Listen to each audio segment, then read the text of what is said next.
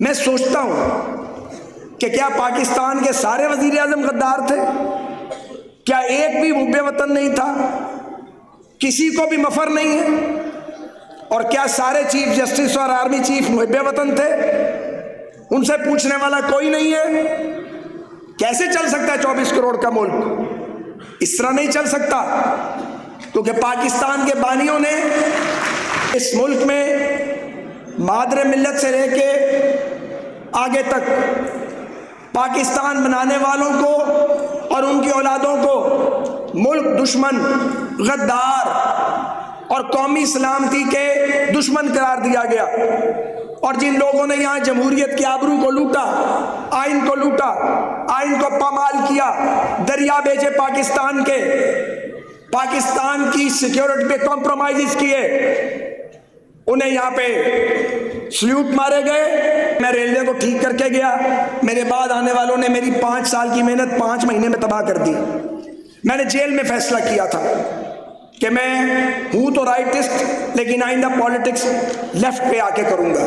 दहाइयों से ये बातें हम जमात के अंदर करते हैं, पर अब मैं मजबूर हो गया हूं कि बातें जमात के बाहर भी करूं।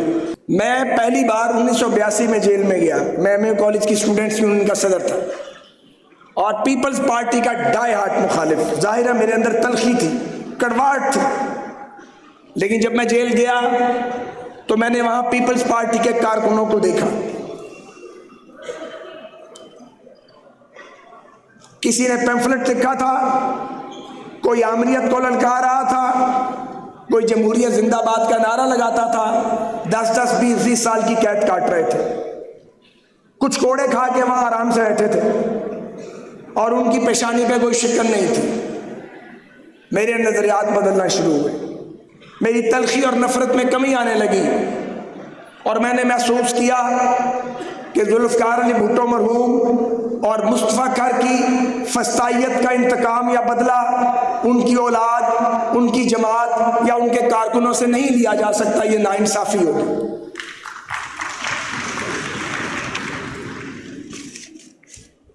मेरे अजीजों, 50 साल से ऊपर के सियासी सफर के बाद, जिसमें कम से कम 14 बार मैं जेल गया हूं, जब हुकूमत बदलती है मैंने जेल जाना होता है। सलमान साहब भी कभी कभी जाते हैं, इस बार फिर बड़ी लंबी जेल उन्होंने काटी मेरे साथ, पहले भी काटते रहे। और मुख्तलिफ अदवार देखने के बाद और अपने हाथ से लड़ाई लड़ने के बाद, और जो लड़ाई लड़ी अपने तालिब इल्मी के दौर में, उस लड़ाई के बाद, उनसे दोस्ती के बाद, मैं ये समझता हूं कि लड़ाइयाँ, झगड़े और फसाद और ताकत का इस्तेमाल रियासत को आगे लेके नहीं जा सकता। बदकिस्मती से, मैं आज चंद मिनट लूँगा, बदकिस्मती से क्या मैं पाकिस्तान के फौरन बाद हमारे बाबाए कौम हमसे बिछड़ गए।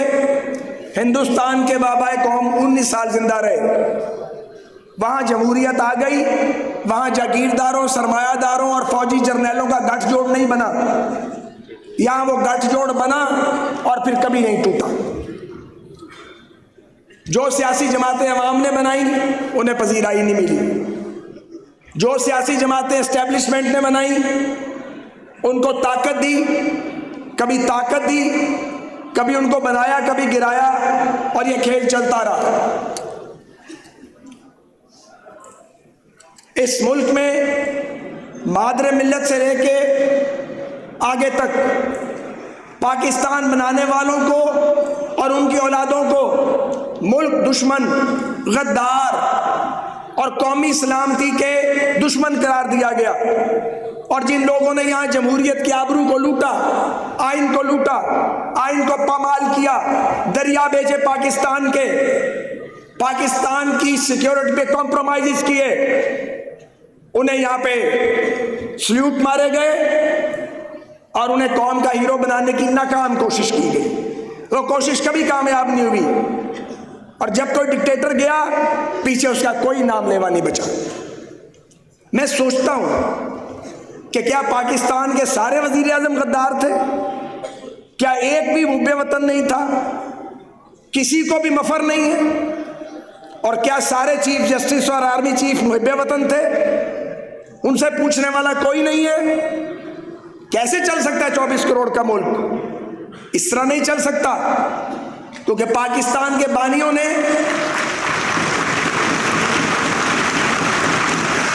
इसकी बुनियाद जमहूरियत पे रखी थी।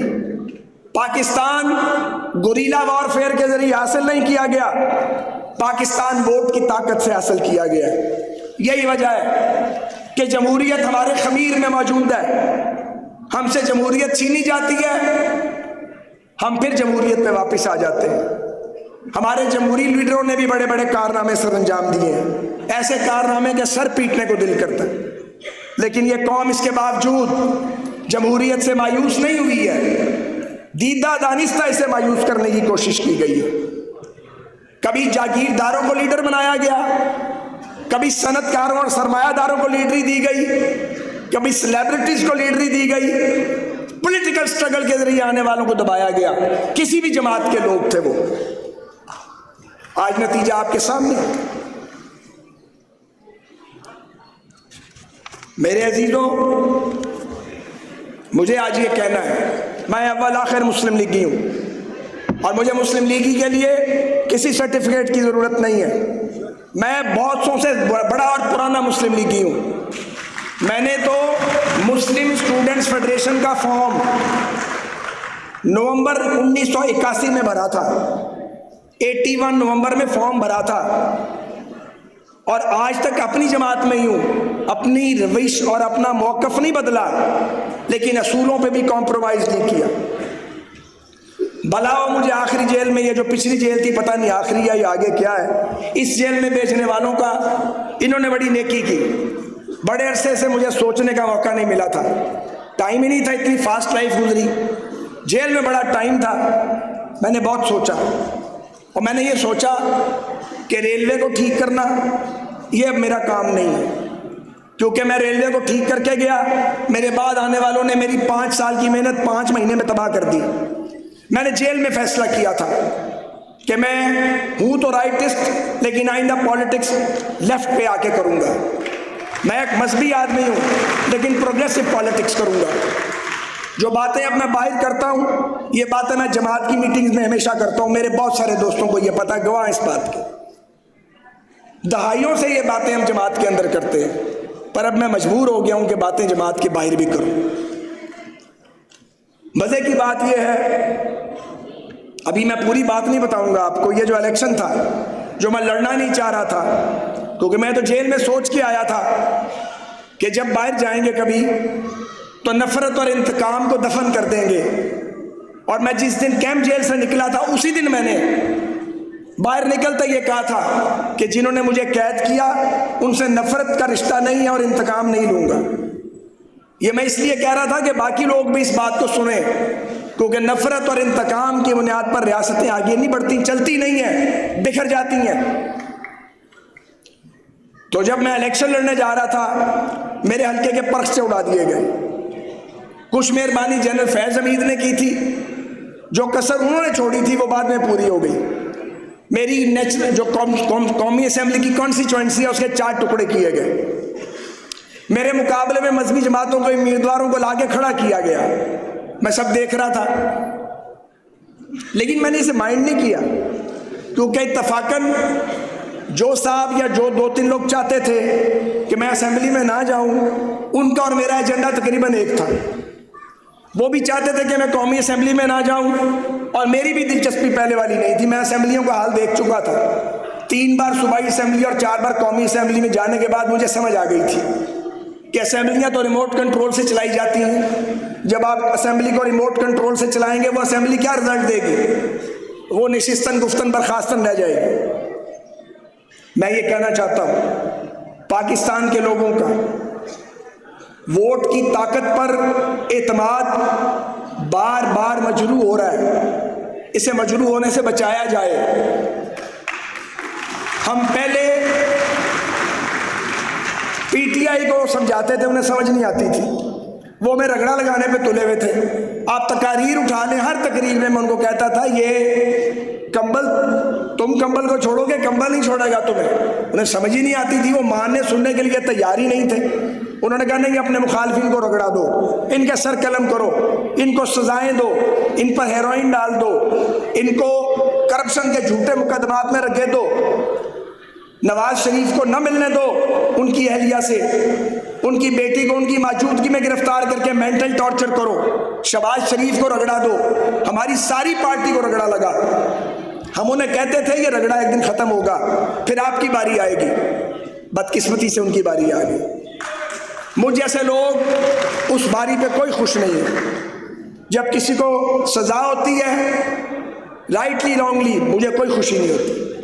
हमने कभी बगलें नहीं बजाई, मगर मैं उन लोगों पे हैरान होता हूँ जो पिछले दौर में हमारी सजाओं और हमारी गिरफ्तारियों के ऐलान करते थे, बगले बजाते थे।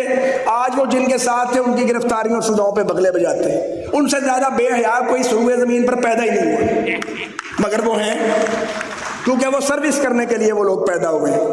उनकी जीरो बर्थ है। वो खुद खड़े हो जाएं, बल्दियाती इलेक्शन जीत नहीं सकते। उन्हें ईवानों में पहुंचा दिया जाता है, कोई गवर्नर बन जाता है, कोई सेनेटर बन जाता है, कोई नेशनल असेंबली में चला जाता है। यार ये कोई तरीका है? ये कौन सा तरीका है? मेरे अजीजों, इसमें कोई शक नहीं। मैं लियाकत बलोच साहब का शुक्रगुजार हूँ, उन्होंने बड़ी खूबसूरत गुफ्तगू की और दोस्तों ने भी। लेकिन एक बहुत बड़ी सियासी जमात के सीनियर तरीन लीडर होने के बावजूद उन्होंने जो बात की, इसमें कोई शक नहीं कि बुनियानुल मरसूस के नतीजे में पाकिस्तान का वक़ार पूरी दुनिया में बुलंद हुआ। हमारी बहादुर अफवाज ने, हमारे फौजी अफसरान ने, हमारे जवानों ने कमाल किया और 6 गुना बड़े ताकतवर दुश्मन को चारों शाने चित कर दिया। अल्हम्दुलिल्लाह ऐसी इज्जत बनी पाकिस्तान की दुनिया में। न्यूक्लियर एक्सप्लोजन के बाद यह दूसरा मौका था जब दुनिया में पाकिस्तानी सर उठाकर चलने के काबिल हुए। कोई माने या ना माने, कोई माने या ना माने, ये शहबाज शरीफ साहब और उनकी टीम की अनथक मेहनत थी कि उसके नतीजे में पाकिस्तान जो दिवालिया होने के करीब था वो दिवालिया होने से बचा। इसमें भी कोई शक नहीं कि मुस्लिम लीग नून ने अपनी सियासत स्ट्रेक पे लगाई, कोई माने ना माने, लेकिन हमने अपनी सियासत दांव पे लगाई और हम रियासत को बचाने के लिए खड़े हो गए। यहां तक बात ठीक है, यहां तक बात ठीक है।